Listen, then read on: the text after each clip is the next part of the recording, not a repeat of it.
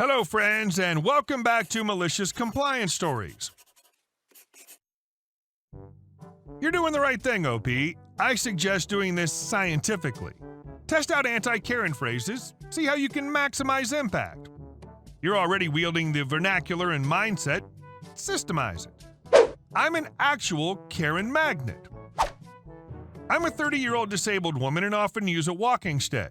My genetic disorder, Ehlers-Danlos syndrome, causes a great many symptoms, but the one that's most relevant here is that I don't visibly age at anywhere near the normal rate. I'm often mistaken for a teenager. The fact that most of my clothes are from Killstar and Hellbunny probably doesn't help matters. Most days I head over the road to my local shopping mall at some point. Neither my flatmate nor I drive, so I tend to pick up a bag of groceries every couple of days, as we need things, and I'm often there for prescriptions too. This means I spend a lot of time in high Karen density areas. It honestly feels like it's effing constant at this point. Every few days, another Karen inflicts her obnoxious BS upon me.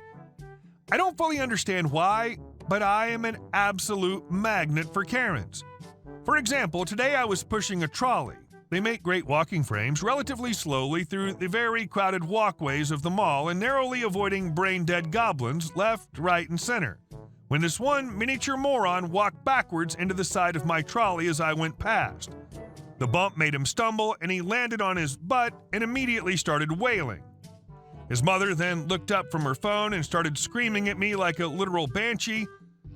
I've never heard screeching like that before in my GD life, and of course she didn't want to check on her child, she just wanted to scream unintelligibly at me instead. I caught bits and pieces about calling security, having me banned from the mall by center management, and demanding that strangers apprehend me for trying to injure her child. I tried to calmly explain that he'd walked backwards into my trolley, but she just kept shrieking, so I threw up my hands and said, with her still screaming over me, "You know what? No. Just effing no." And I walked off in no particular rush, cause WTF else could I have done at that point? I also had 3 separate Karens try and take my walking stick from me because apparently they're only for elderly people. Newsflash, mobility aids are for whoever benefits from using them. Hell, if you want to use a walking stick as a fashion accessory, be my guest. Why the hell not? The most recent of these disability police Karens literally started by snatching it from me and saying, "This isn't for you." Me, not even surprised anymore. Taking back a disabled person's mobility aid is a hate crime. Give it back now, or I'm calling the police. I do not F around trying to be polite or diplomatic with these entitled a-holes anymore. She scoffed and said, "You don't look disabled to me." Me, disability doesn't look like anything, you stuck-up T-word. 1 in 5 people has a disability and most aren't obvious. Hell, most wheelchair users can walk. She was silent, apparently shocked at being stood up to by someone she likely presumed to be a teenager. Me, taking out my phone and holding out my other hand. "My cane, now." She very slowly handed it back to me, glaring fiery doom into my eyes. She kept hold of it as she went to take it and said, "You might have everyone else fooled with your little performance, but I see right through people like you." Me, yanking my walking stick back. "I actually don't give a flying F what you think of me." And I walked away.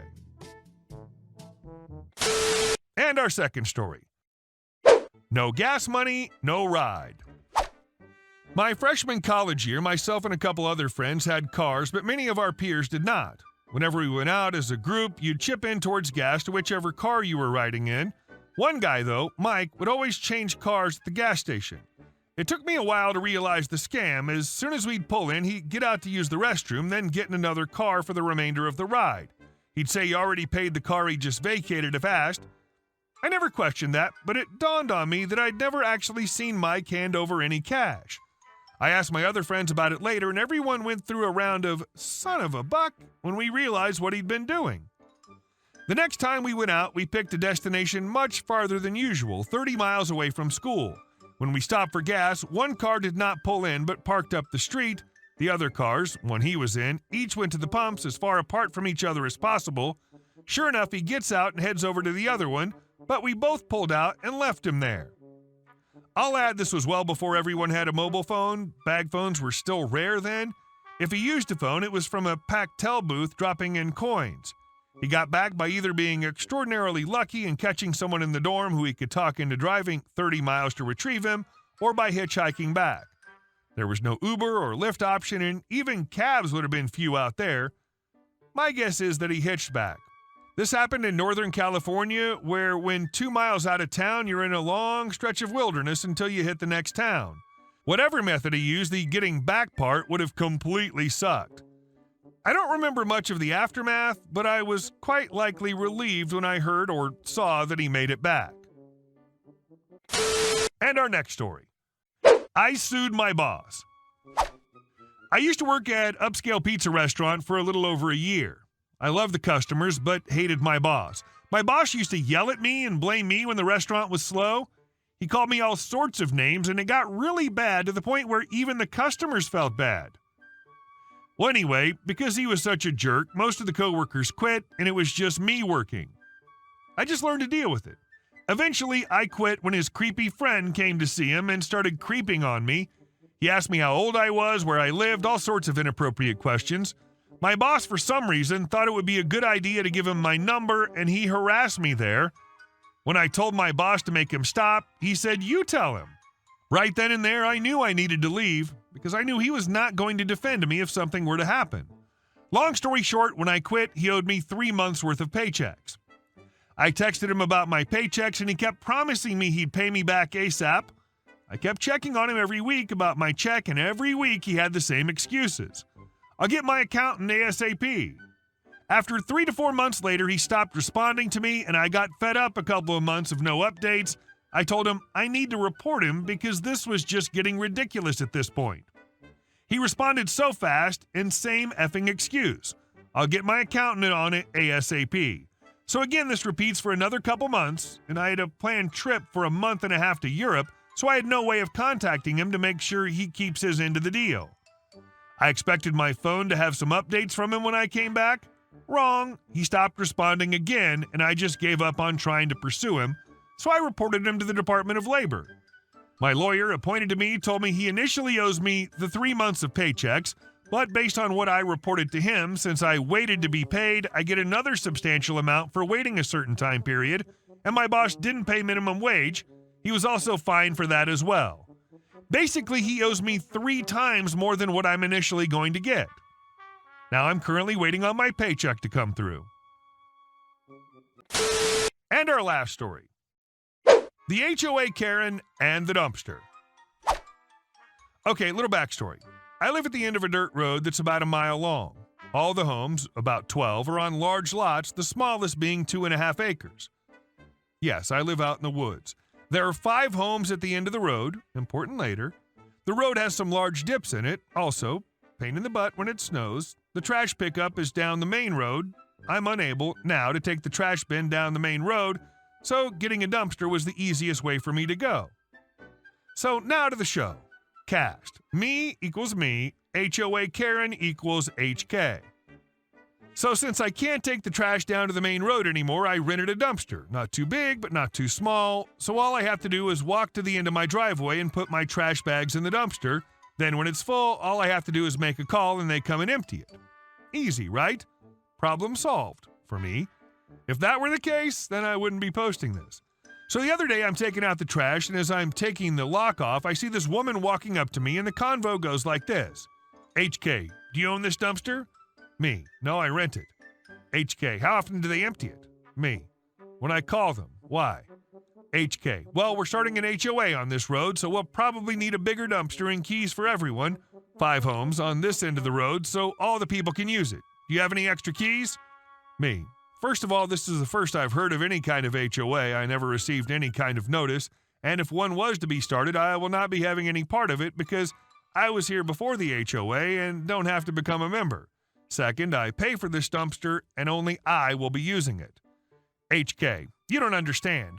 That was not a request, and I have the backing from all the other homeowners on this road to create this HOA, and everyone on this road will be required to be a part of it. That includes you and that dumpster for use by the HOA members. So you better get a bigger dumpster and make keys for everyone. Do you understand? Me. Look, I don't know what your game is, nor do I care, but you will not have access to this dumpster, nor will I get a bigger one. This one works just fine for me and me alone. You understand? Also, if I find the lock cut or your trash in my dumpster, I'll call the police and file a report on you. You understand? HK. We'll see about that. When we have the HOA up and running, you'll have to do as we say. You will have to join. That's the law. Now, you'll get a bigger dumpster, have extra keys made so everyone can start using this dumpster right away. Do you understand? Me. Look, it seems you just don't get it. Everyone on this road has the right to not become a part of this HOA, and if they want to get their own dumpster, that's up to them. I really don't think everyone's on board with this HOA thing. All I know is I will not be a part of any HOA ever. HK. I get it, you don't. This dumpster will be for everyone's use on the end of this road. You will get a bigger one. You will pay for it. You will make extra keys so everyone can have access to it. You have till the end of the week. If you don't comply, you will be the first one to receive a fine. Do I make myself clear? Me. Just try it and we'll see how far that'll go. There's no HOA, hence no fine can be issued. And since I've already told you I would not be a part of it, you will not have any way to find me. So you can take your HOA and get in a key to my dumpster and stick it. Now just go away. With that last statement, she just said, "We'll see about that. You're going to be sorry," and turned and walked away. I think she wanted to use the dumpster and couldn't because I keep it locked so the critters don't get into it and I would have the mess to clean up. My guess is she figured she could bully me into giving her a key so she would not have to pay for trash pickup and have to drag that big bin down to the road and back home again, and heaven forbid you forget what trash day is every 2 weeks, hence the bigger bins, and figured that I didn't know how HOAs worked. Well, I do know, and if I were a betting man, I would guess that she was a transplant, military maybe, from California. I wonder what she's going to do at the end of this week when she still doesn't have a key. She going to come knocking on my door demanding a key? She going to make up some fake CC&Rs for a not HOA? We'll see. The strange thing about Karens is they just don't know when to give up. It's not so nice to know that Karens can pop up anywhere, even out here in the woods. She tried and failed. Enjoy taking that bin to the curb, Karen. A non-moron would have came up to you and said something along the lines of, "Hey, that's a great idea. Mind if I pay half and use it as well?" Hey guys, thank you all for watching the video. I'll see you in the next one.